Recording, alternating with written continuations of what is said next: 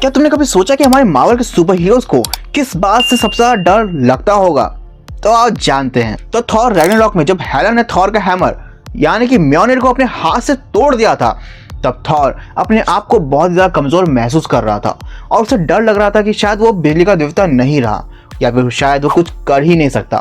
पर तभी उसी समय ओडिन यानी कि थॉर का बाप आकर उसे बोलता कि तुम्हारा हैमर सिर्फ तुम्हारे पावर को चैनलाइज करने का एक जरिया था, ना कि तुम्हारे पावर का सोर्स।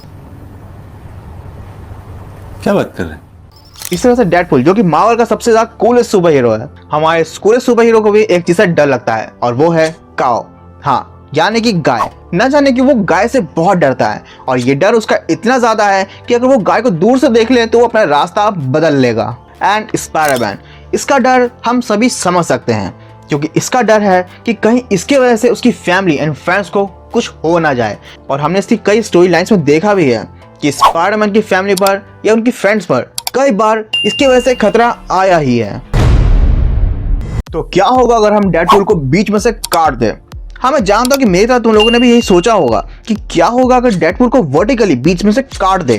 क्या डेडपूल की हीलिंग फैक्टर की मदद से हमें 2 डेडपूल मिल जाएंगे?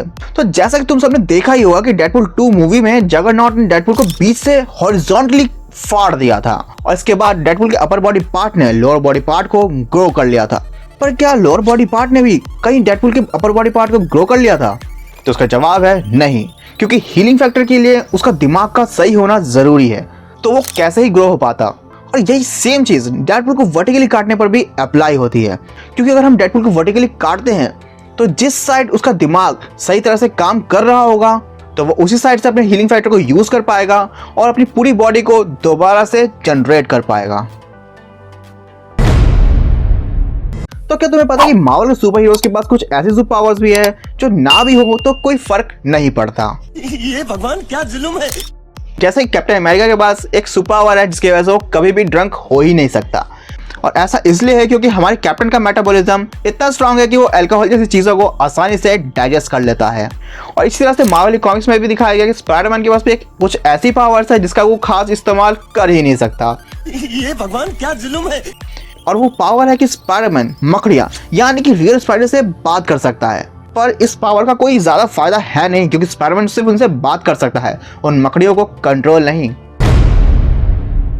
वैसे तो मार्वल के सभी सुपर हीरोज अपने आप में बेस्ट ही हैं, पर इन्हीं सुपर हीरोज की कुछ ऐसे वियर्ड वीकनेस हैं जिन्हें देखने के बाद तुम्हें भी थोड़ा वियर्ड लगेगा।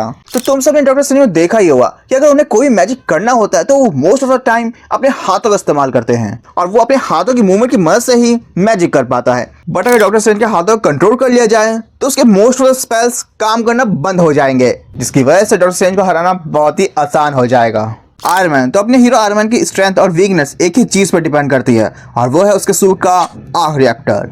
क्योंकि अगर उसके सूट के आर्क रिएक्टर को निकाल लिया जाए या आर्क रिएक्टर कुछ भी हो जाए तो आयरन मैन बहुत ही ज्यादा वीक हो जाता है, और ऐसा हम मूवीज और कॉमिक्स में कई बार देख चुके हैं। ब्लैक पैंथर, अपने सुपर हीरो के पास वाइब्रेनियम का सूट है और वाइब्रेनियम इलेक्ट्रिसिटी का गुड कंडक्टर होता है, और अगर अपने थॉर ने ब्लैक पैंथर को हल्के से बिजली के झटके दे दिए तो भाई काम खाता हूँ।